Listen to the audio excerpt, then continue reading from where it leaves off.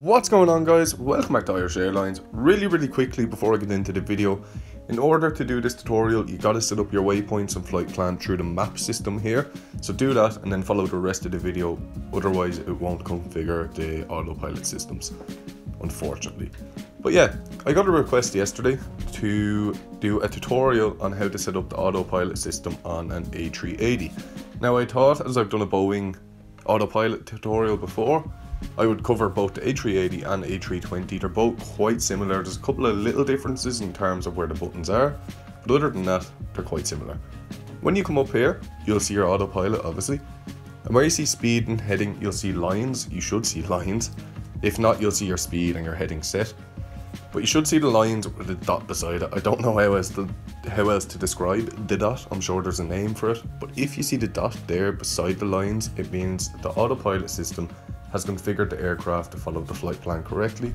So as soon as autopilot is engaged, it will start to follow your headings and your speed and your altitude and so on.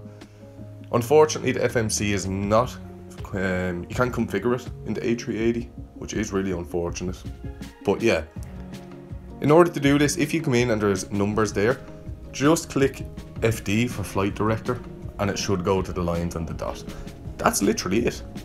Once you do that, once you're in the aircraft, you have your flight plan set up from the map and you click FD for flight director, it should go into the lines with the dot at the end.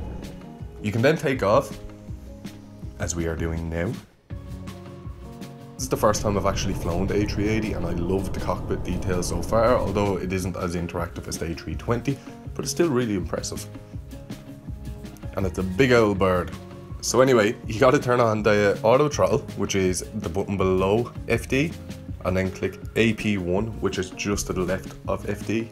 Once you do that, as I said, and the dots are there, it's configured for autopilot, and as soon as you click AP1 and AT for auto throttle,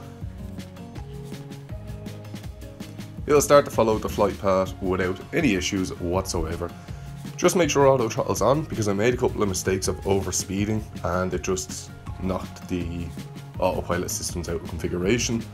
So yeah, when you get in, click FD, it should configure the aircraft, then take off.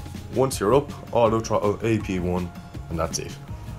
So we're in the A320 now. It's very similar, as I said, the only difference is where the buttons are placed, but I thought I'd show it anyway just to show how simple it is. So FD is over onto the left hand side of that control panel.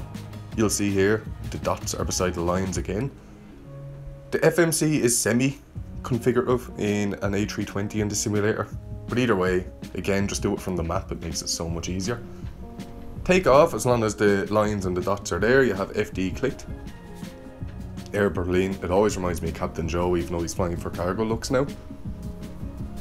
But yeah, we're actually flying out as Zurich? Geneva? I don't know where we're flying out of, I actually can't remember. Ah, Geneva. So anyway, you click autopilot 1 and auto throttle again, and that's it. Again, the only difference is where the buttons are placed.